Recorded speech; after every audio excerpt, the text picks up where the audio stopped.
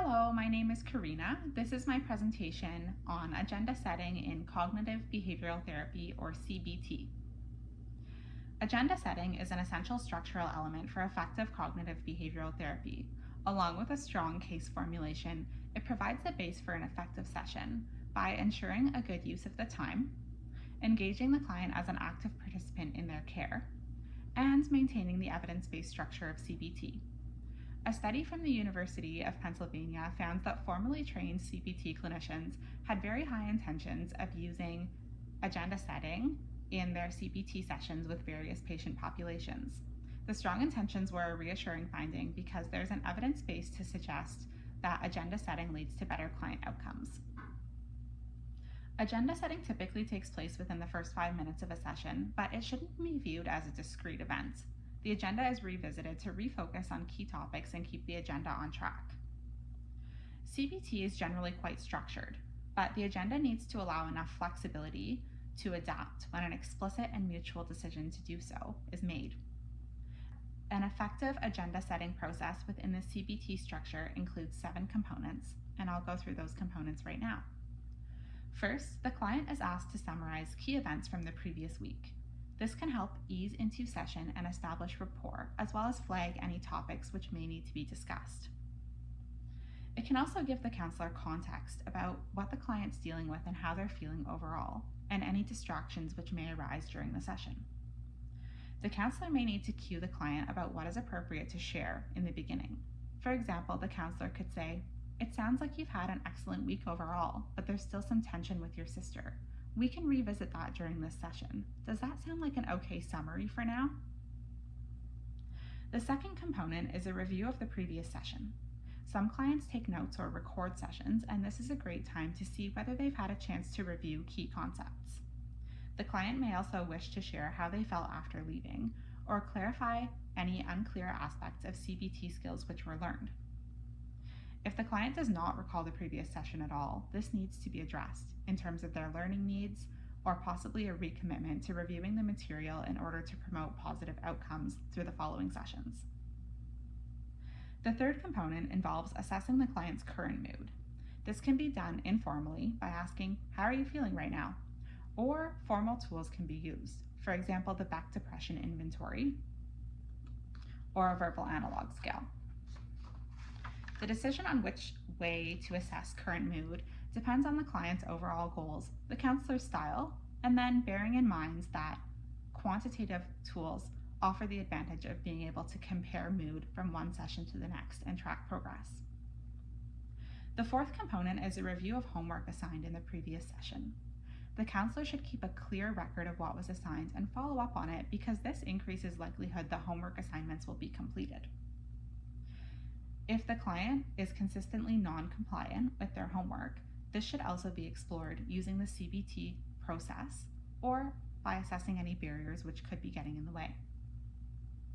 The fifth component involves choosing a few specific topics for discussion which can be thoroughly explored within the time constraints of the session. Topics for discussion may include external situations the client is dealing with, some of their symptoms, or specific cognitive behavioral therapy skills, such as exploring the role of safety behaviors, for example. Choosing what to add to the agenda comes down to the client's priorities and should be guided by the counselor by helping them to prioritize tasks and possibly making suggestions. It's usually only realistic to cover 1 or 2 topics per session, and particularly distressing topics might be better to visit in later sessions when the client has developed some coping skills. The 6th and 7th component on the agenda setting process are homework assignments and feedback. These components could be visited at the end of the session.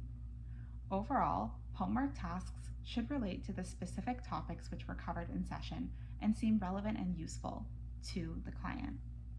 Positive and negative feedback should also be gathered at each session, and the counselor may open the door for honesty by saying something along the lines of, Each session you will find some things more useful than others. Are you able to share with me what you found most helpful and what you didn't find helpful so that I can incorporate those things into the next session? Now I will discuss 2 YouTube videos in which counselors demonstrate the skill of agenda setting using different counseling styles. In the first video, Dr. Grande sets an agenda with his client, Ashley. In the second video, a counselor from Qualia Counseling Services role plays the same skill with his client, Brett. Overall, the counselors in both videos captured most components of the agenda setting process. In the first video, Dr. Grande begins the session with some open-ended questions. He asks Ashley how she's been doing and how she's been feeling over the past few days. Ashley's responses begin to fill in the blanks for some of the components of agenda setting, including that she comments on her current mood, she highlights some potential topics for the current session, and she summarizes some main events from the week prior. Derek's counselor touches on the same points in a much more direct manner. He begins by asking Derek to rate his current mood on a scale of 1 to 10. He also mentions using the Beck Depression Inventory to assess current mood in the previous session. The counselor goes on to ask Derek about his week in general. Derek shares feeling overall hopeful with some low points, and low points are immediately added as a topic to discuss that day. Afterwards, the counselor added his own agenda items, including behavioral activation, which is a CBT skill that he deemed important for the session. Both counselors asked their client for help prioritizing items to discuss that day. Dr. Grande approached Ashley with patience when she had a hard time deciding what was most important. He started by leading her through a thought process, and when she still seemed confused, he asked her to consider which aspect was affecting her functioning the most. In the end, the two were able to decide to discuss her schoolwork that day. Derek's counselor also engaged him in a prioritization process, although the items themselves were basically prescribed by the counselor, and Derek was really only asked to decide where to begin. By the end, both counselors arrived at a short list of pertinent items to discuss with their clients. Next, both counselors revisited the previous session. Dr. Grande reinforced Ashley's learning about automatic thoughts when she shared that she was able to identify her thoughts at work, and she found this helpful to decrease tension with her supervisor. Derek's counselor asked what resonated with him from the previous week, and he shared that the 5-factor model allowed him to take control and help him understand his low mood. It was evident that both clients discussed personal issues as well as specific CBT skills in the previous session, and they were able to retain the information and implement it in the outside world. In terms of homework, Dr. Grande ensured Ashley had completed her assigned thought record. She confirms that she found it helpful to identify her automatic thoughts in terms of being able to cope at work and in other situations, including a trip to the grocery store that week. Dr. Grande promised another assignment related to the day's topic, and he went to go get it before they continued the session. Derek's counselor also promised a relevant homework activity following the session, but there was no explicit review of what might have been assigned at the previous session. Formally reviewing homework increases the likelihood of assignments being completed, which is associated with positive client outcomes. Hopefully, Derek's counselor was able to circle back to that later in the session. Lastly, both counselors checked in with their clients about their comfort related to the agenda itself. Derek's counselor went on to explicitly seek feedback about the previous session by asking Derek if anything rubbed him the wrong way, or if there were things he had been hesitant to share. When Derek assured the counselor that everything was going well, the counselor opens the door for ongoing feedback by explaining its importance in order to tailor the treatment to meet Derek's needs. Both counselors successfully produced a realistic and relevant agenda using distinct techniques. Now I'll discuss some of the differences and what worked well. First, the counselors used different approaches to assess their clients' current moods. Dr. Grande asked Ashley some open-ended questions, which allowed her to express herself fully and offer qualitative data. Dr. Grande may have felt assured that he understood exactly how Ashley felt in that moment. On the other hand, Derek's counselor asked him to rate his mood on a scale of 1 to 10. Quantitative data offers the benefit that it can be compared from one session to the next in order to track progress. That being said, the benefits were really lost because he used a different scale in the previous session, making it difficult to compare the progress from one session to the next in a meaningful way. Personally, I preferred Dr. Grande's approach, as the client was not limited by using quantitative data to express something as nuanced and personal as her own mood. I felt Dr. Grande's approach showed genuine curiosity and compassion compared to the quantitative method, which offers potential benefits but seems like a cold way to begin a session. Next, Dr. Grande used a collaborative approach by actively inviting Ashley to express her concerns and stepping through a thought process to prioritize topics for the agenda. On the other hand, Derek's counselor was more prescriptive. He already had items listed on a whiteboard when Derek arrived to session. Derek's counselor may have missed an opportunity for guided discovery by ultimately deciding what to discuss. It's important to realize that some clients may arrive to counseling expecting that type of expert-to-learner relationship from their counselor and hoping the counselor will cure them by automatically knowing what to do next. That being said, CPT necessitates collaboration and views both members of the working alliance, the client and the counselor, as experts over the situation. Overall, I preferred Dr. Grande's approach because I felt he included Ashley as an expert over her own situation while offering the relevant support using the theory to effect change. I felt that Derek's counselor should have encouraged him to participate more actively and spent time on psychoeducation around why his involvement was so important. Finally, Derek's counselor used the visual aid of a whiteboard, while Ashley's counselor relied on memory to recall the items on the agenda for the day. Visual aids enhance learning and memory, so Derek's counselor may have increased the likelihood that Derek would recall what was discussed between events. Furthermore, agendas are meant to be referred back to, and Derek's counselor made that really easy by explicitly listing the items on a whiteboard which was visible to both of them. This strategy laid the foundation for them to work on mutual goals and avoid getting off topic. Personally, I appreciated the use of the visual aid, but I felt that the execution was poor.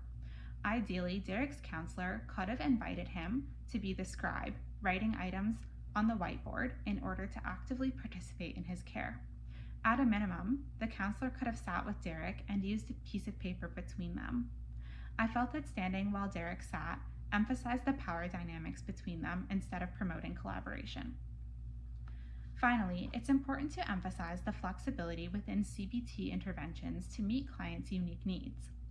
While the two examples were vastly different, both counselors were able to arrive at the end goal of establishing an agreed-upon agenda by incorporating most of the required elements.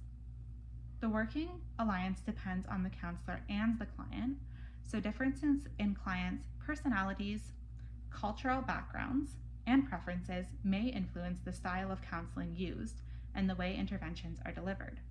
For example, Ashley seemed to have an easy time sharing quite openly about how she was feeling. The counselor's role became helping her narrow down what they should discuss. On the other hand, Derek was more reserved or withdrawn and less communicative. The challenge for Derek's counselor became helping him participate. I wonder how things may have looked different if Dr. Grande met with Derek and Derek's counselor met with Ashley instead.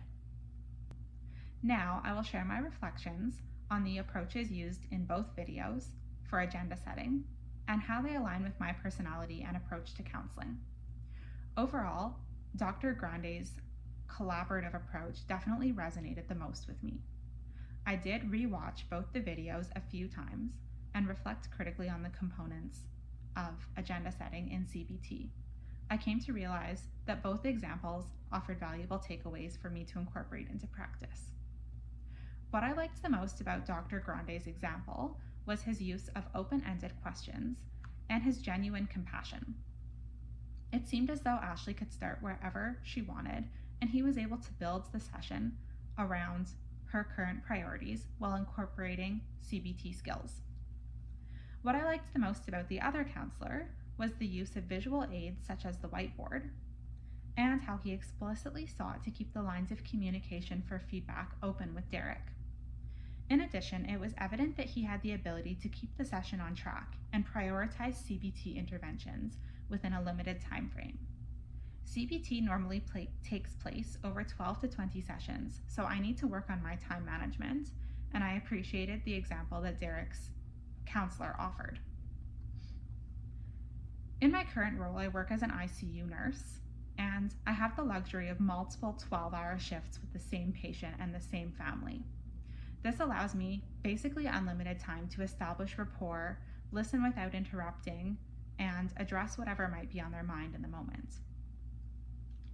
While Derek's counselor seemed too rushed and firm in my opinion, there are definitely takeaways in terms of time management and prioritizing the work that needs to get done.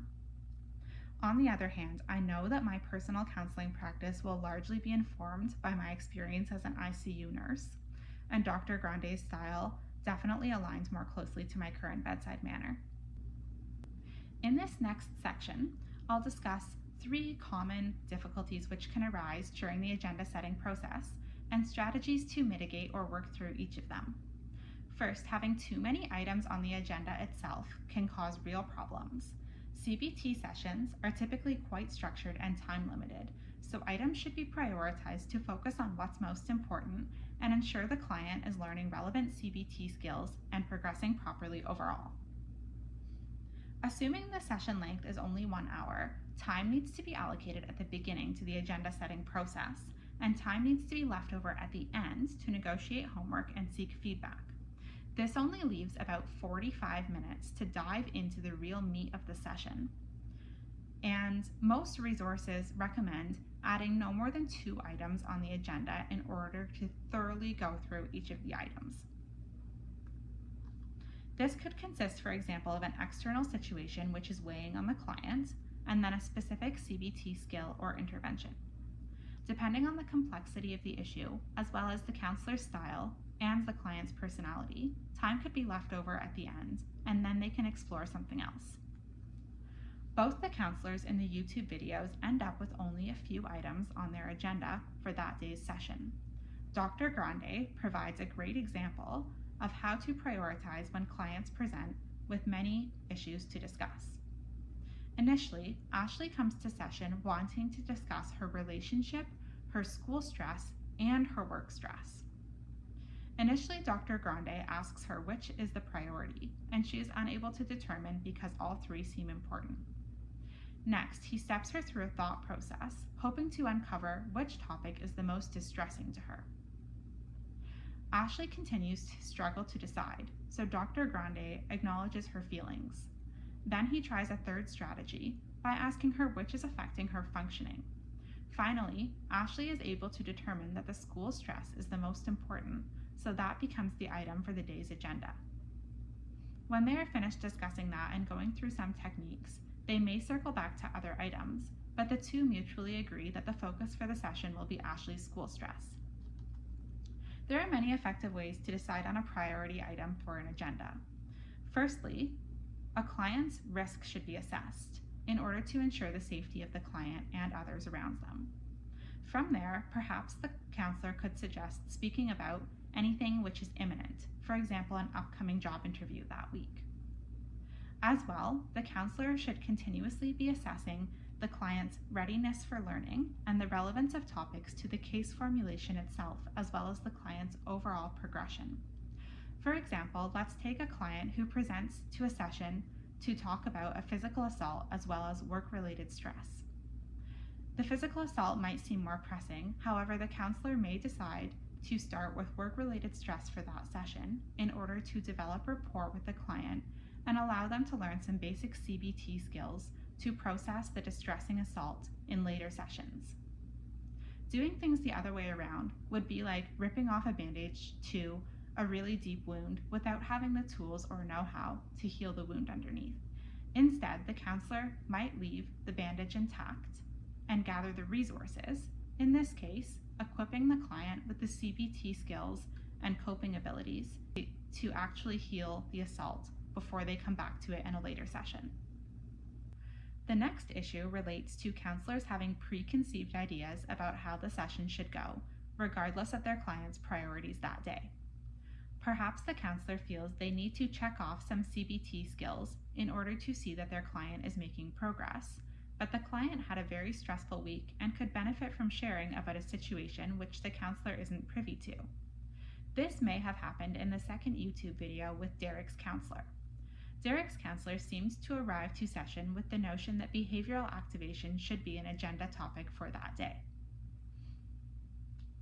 This could have been due to preconceived ideas based on whatever went on in the last session, or perhaps it was based on Derek's case formulation.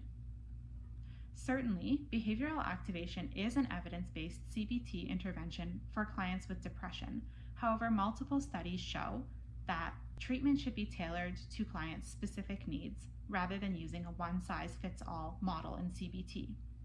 If clients sense that a session is pre-planned, they may be less comfortable collaborating on agenda items and less likely to actively participate in treatment. To address this, counselors should start by asking their clients directly what they would like to see on the agenda before adding their own ideas. Open-ended questions can invite the introduction of new topics and encourage the client to share what's important to them. The client is regarded as an expert over their own situation, so their input is essential in order for progress to occur. Furthermore, experience and flexibility may assist with in-the-moment planning and allow the counselor to think on their feet. Counselors can add to their toolbox of CBT skills by engaging in formal supervision or continuing education in order to have a larger repertoire to draw from and a greater ability to meet their clients' in-the-moment needs. Interventions need to seem relevant and useful in order for the client to be fully engaged. So, learning to follow the client's lead increases the likelihood of the client making progress. In Dr. Grande's example, it was evident that Ashley could have started wherever she wanted, and we could see him building the interventions around her specific priorities that day. A final strategy for ensuring the counselor's ideas are not taking over the session is to check in with the client routinely. The counselor might pause the session and say, "What are the main takeaways so far?" Or, "Are you finding this helpful, or do you think we should try another strategy?" This issue definitely presents a dilemma because on one hand, CBT needs to be structured in order to be effective, but on the other hand, clients' active and ongoing input is essential for progress. The solution may lie in developing enough experience and flexibility to recognize opportunities where CBT interventions can naturally be integrated while simultaneously addressing the client's in-the-moment priorities and collaborating on a path forward. The last issue I will discuss is a lack of input from the client around the agenda items. This issue could be related to the client, the counselor, or a combination of both. For example, the client may be hesitant to share if they lack confidence or their mood is low, or if they are unsure what may be reasonable to suggest. Perhaps the client had an argument with their partner the night before, and they're unsure whether to bring up the topic due to the structured nature of their previous sessions. The counselor could contribute to the problem by not asking the right questions, dictating the agenda instead of collaborating, or lacking awareness of the client's needs in terms of their culture, their ability, or their emotional safety. For example, perhaps the client has a learning disability and could benefit from the use of technology, like an iPad, to jot down notes instead of trying to list everything out verbally. Regardless of what the source of the issue may be, the counselor needs to recognize it and address it effectively because input is essential for collaboration and setting a productive agenda together. In recognizing a lack of contribution on the client's part, the counselor may begin by reflecting on the role they are playing in the problem, either individually or with a supervisor. Have they arrived to the session with a list of topics? Starting with a blank slate sends a very different message than having predetermined agenda items. Are they rushing the client? Are they using appropriate body language? Have they explained that collaboration is important and expected? Have they asked the right questions? For example, a client may give a very different answer if the counselor asks, "What are some items you'd like to add to the agenda today?" compared to asking, "How does this list sound to you?" Next, the counselor can address any unique needs in terms of cultural differences affecting communication and expectations. A few counselors out of Toronto and Halifax collaborated on a fascinating study around cultural impacts on goal setting in CBT. They found that client and counselor goals became incompatible when the therapist enacted their own cultural values by essentializing the client's culture. Instead, they suggested closely tracking what the client shares in order to understand their culture more fully and promote compatible goal setting. Overall, they emphasized the risk of alliance ruptures related to disagreements on the goals of therapy when cultural implications are ignored. The counselor can also explore whether the client has any disabilities or diagnoses which may be affecting their ability to participate and collaborate. Perhaps the client has ADHD and remembering thoughts in a certain order is difficult for them. If this was the case, the counselor could recommend using voice memos on their smartphone to jot down ideas that pop into their head throughout the week. Finally, the counselor may use psychoeducation or bibliotherapy to reinforce the benefits of active participation and the structure of CBT overall.